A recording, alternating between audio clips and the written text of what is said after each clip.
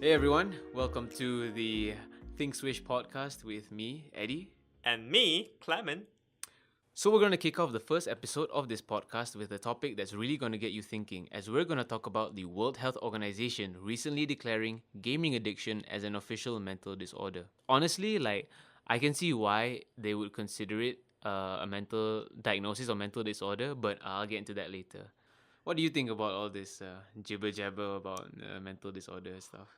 Oh, well, sure, the addiction is there, but I don't feel like it should be classified as a mental disorder because, I mean, we all get addicted to something.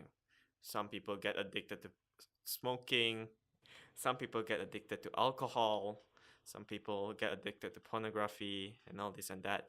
And it is dangerous, but I don't think it should be counted as a mental disorder.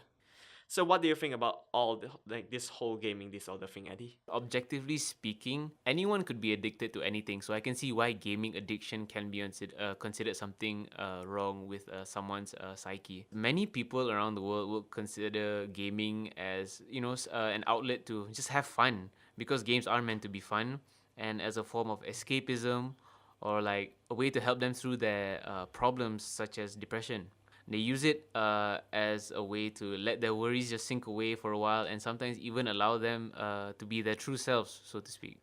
So, yeah, even with its many benefits that gaming brings, being addicted to games is something it should be taken seriously and it shouldn't be like, oh, gaming's not an gaming addiction shouldn't be considered like a mental disorder at all. Like, yeah, I think it probably should because if you game too seriously and not in the passionate sense, like if you game really hard and you're not sleeping, you're not eating right, you're not seeing your family, you're not seeing your friends, you're just staying at home all day, then I can see like that addiction should like that's a big problem, mental problem. And yeah.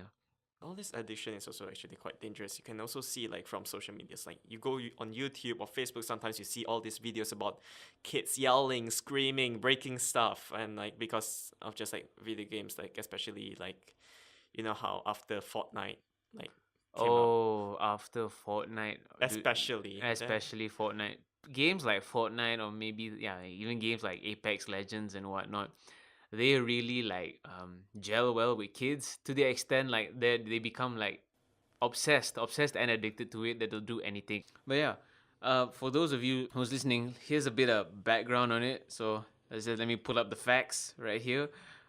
So uh, the 194 members of the World Health Organization actually recognized gaming disorder as an illness at its 72nd World Health Assembly on the 25th of May 2019.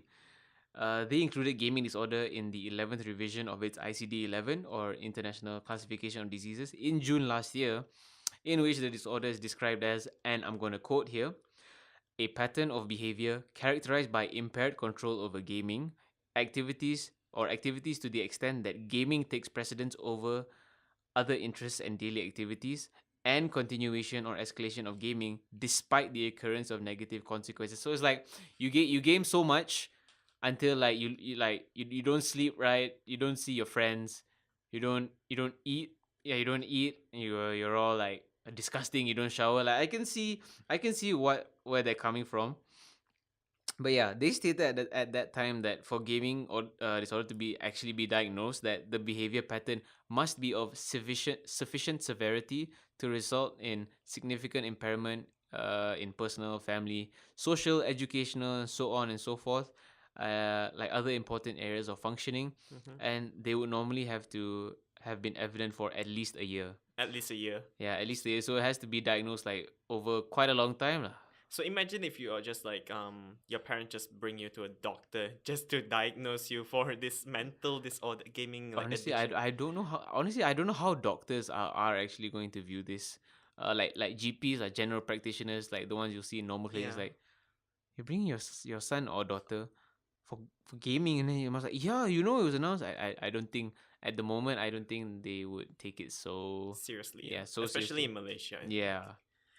Yeah, and so after the declaration of this whole gaming addiction being a mental disorder by the World Health Organization, Yeah, we have the global gaming industries, of course, asking the World Health Organization to re-examine the decision to include gaming disorder in the 11th edition of the International Classification of Disease, as quoted from a report by the NBC News. Companies including the ESA, ISFE, and the UKIE all mentioned that there are contradictory research and statements on the subject. Their arguments was that gaming disorder was perhaps a symptom of more serious underlying mental health issues, and the ESA went further, stating that the good video games is put at risk by the World Health Organization's classification. Despite the opposition, the ICD will come into effect on the 1st of January 2022. The World Health Organization also said that the decision to include gaming disorder was based on reviews of available evidence and reflected the consensus of experts from these different disciplines and regions. Okay, so some listeners will be thinking, "Oh my god, gaming addiction." Either your reactions are, "Oh my god, gaming disorder is a mental disorder. That's crazy," or "I knew it. It should be like that." If you're like, then you're a parent. No, I'm kidding. And But actually, that's like what a parent would think. Like, imagine now, like after a parent just finished reading this article by the World Health Organization saying that all this gaming addiction is a gaming disorder, as a mental disorder, right? Imagine them just busting into your room while you're just halfway through a game, and then they just show you this article and say, "You have mental disorder now." like, yeah, definitely. Like, I can imagine like my mom or anyone's mom being in the room, like, "See, I told you so." After these so many years, I mean, like, it's not something to be proud of, but like that your son or daughter would have a disorder. But like, yeah, I can imagine parents like being full on with this kind of agreement about the gaming addiction. Yeah, but Let's bring up a situation like now, like let's say you game and I game yeah. and we game for like hours upon end.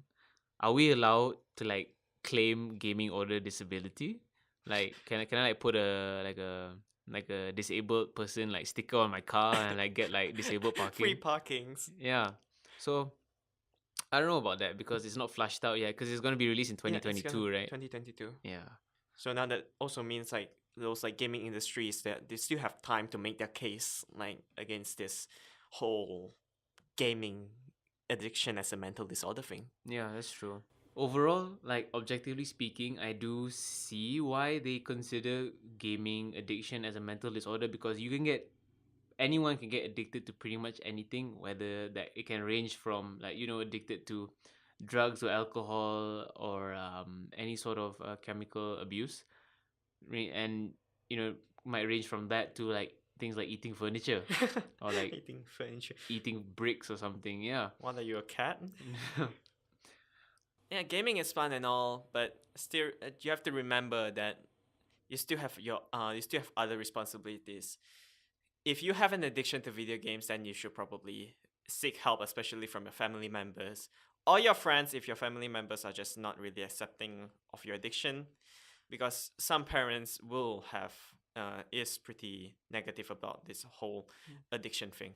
In the end, the message that we want to bring for everyone at home listening or wherever you are, whether you're on the train or the bus or anywhere in the world, there are a few tips that you should keep in mind when you interact with someone who does have an addiction, whether it's for any sort of like substance addiction or an addiction to can be an outlandish one like eating furniture, which is true. It's true. It's on there, and yeah. But for gaming, if you're a person approaching someone who has addiction, try and offer them. You should definitely offer them support. Like let the person know that you are there for them no matter what, and you should not judge them and be objective with them.